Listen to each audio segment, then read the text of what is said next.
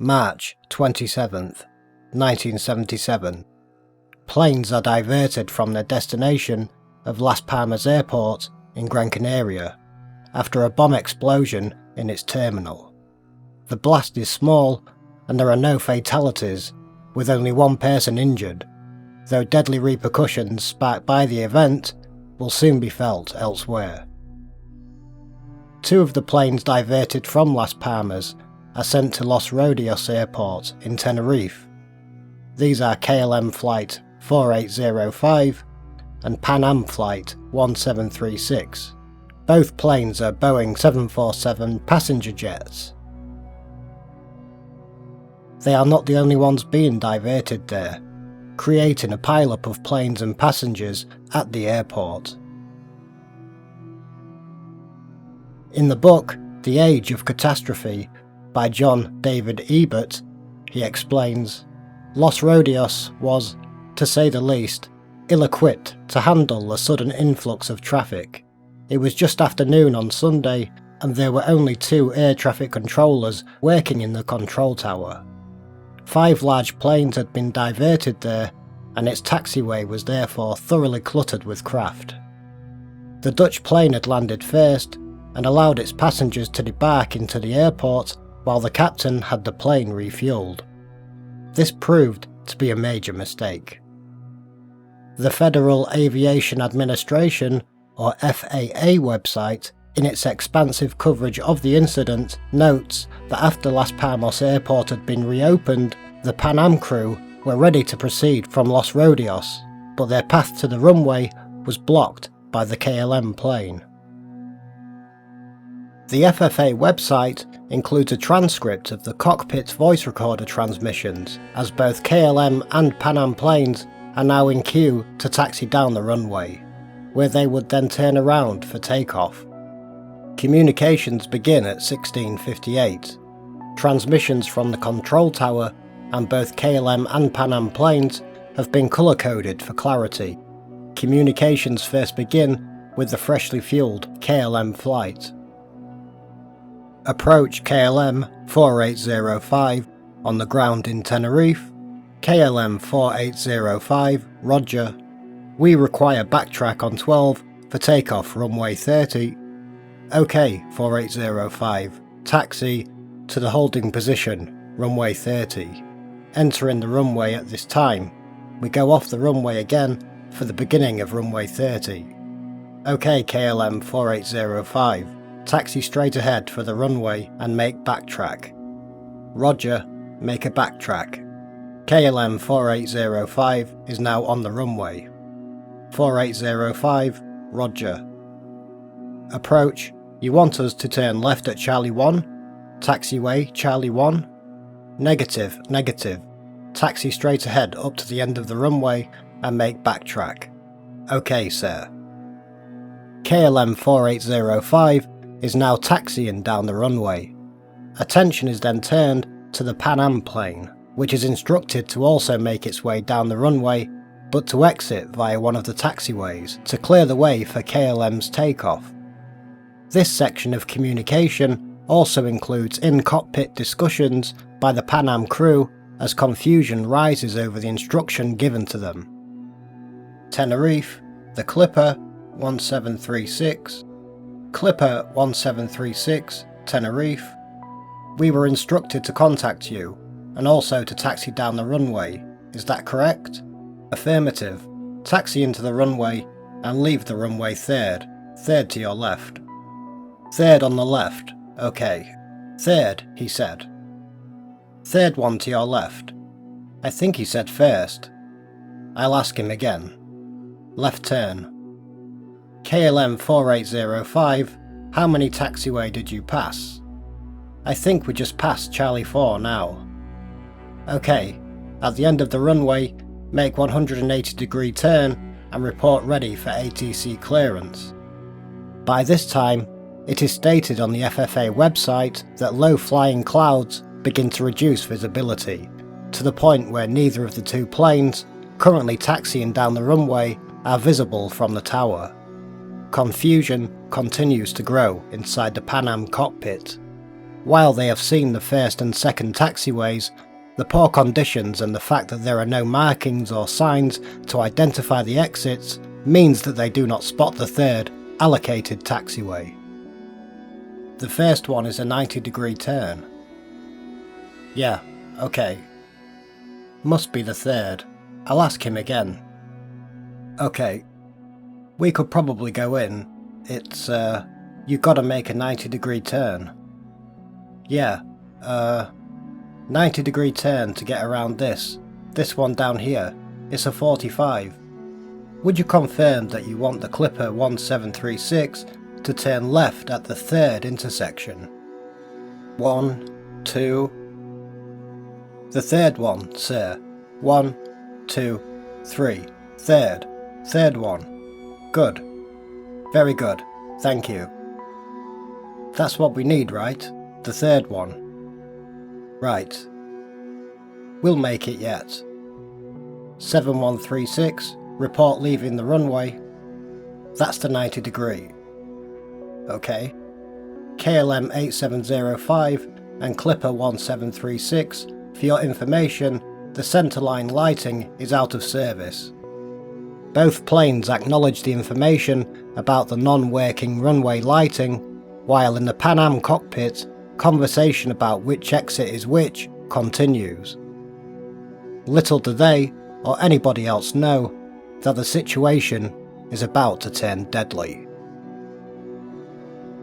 That's 2. Yeah, that's 45 degrees there. Yeah. That's the one right there. Yeah, I know. Okay. Next one is almost a 45. Yeah, but it goes ahead? I think it's going to put us on the taxiway. Yeah, just a little bit.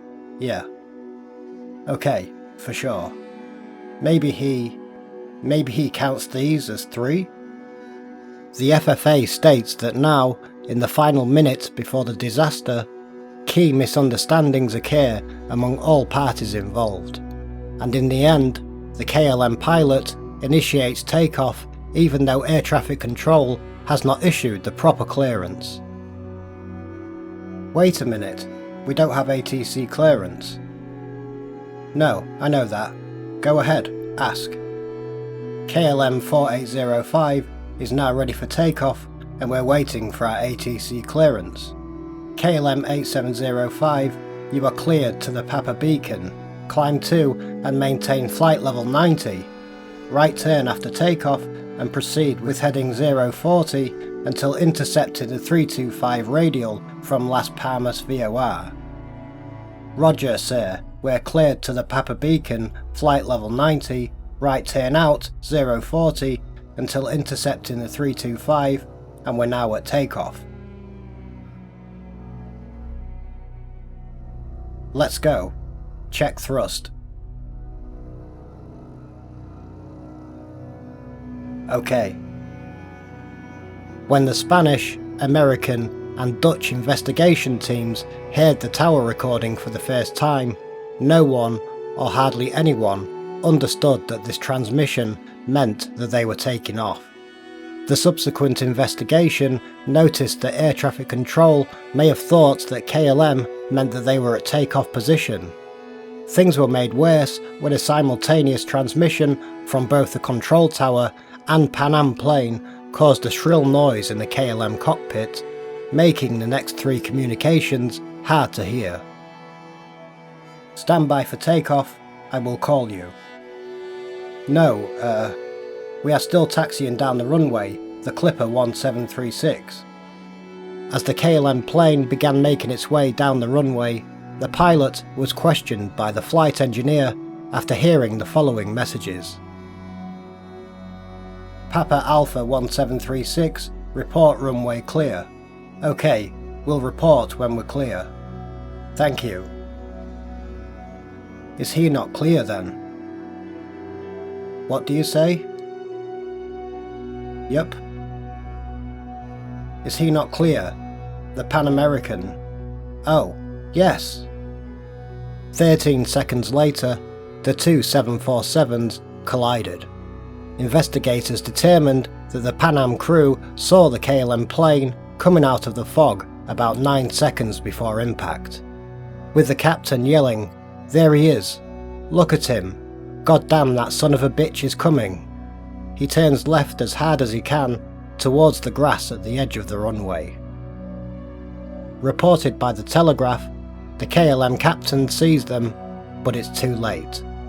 Attempting to leapfrog, he pulls back on the elevators, dragging his long tail for 70 feet in a hail of sparks. He almost makes it, but just as his plane breaks ground, its undercarriage and engines make impact with the Pan Am plane, instantly demolishing its midsection and setting off a series of explosions.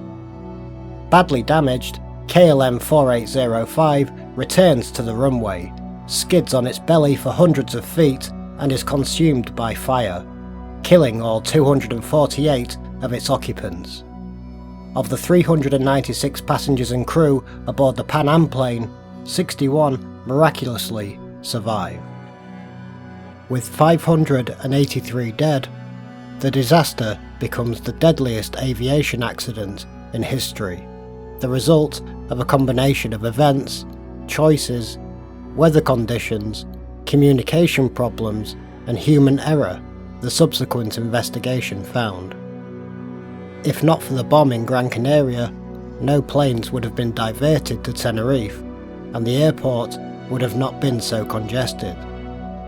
The KLM captain's call to refuel there and save time later meant there was a delay in takeoffs, and enabled the bad weather to creep in.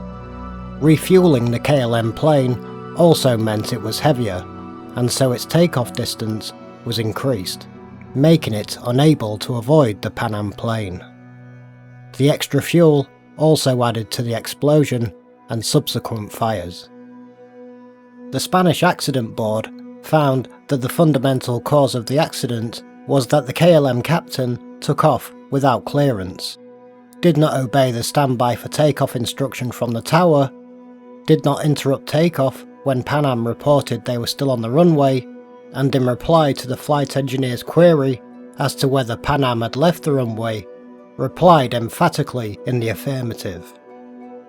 The Pan Am plane also did not leave the runway at the third exit, as instructed. This is also related to the other prominent cause, that being the weather conditions. The accident led to several changes to international airline regulations, such as the simple phrases of "OK" or "Roger" no longer being acceptable. Instead, a readback of the key parts of instruction must be added to show mutual understanding. The word departure has replaced the word takeoff, with the latter only being used for when actual clearance is given or a takeoff is cancelled. Air traffic control must now also give the instruction "hold position" to any aircraft lined up on the runway. They were hard lessons learnt from a tragic disaster, one that could have been avoided had several events not followed one another like dominoes falling. A memorial and final resting place for the victims of the KLM plane is located in Amsterdam. Another memorial is located at the Westminster Memorial Park and Mortuary in Westminster, California. In 2007, a monument was introduced and a service held in Tenerife for those who lost their lives. Now, almost 50 years on, the Tenerife airport disaster remains the deadliest accident in aviation history.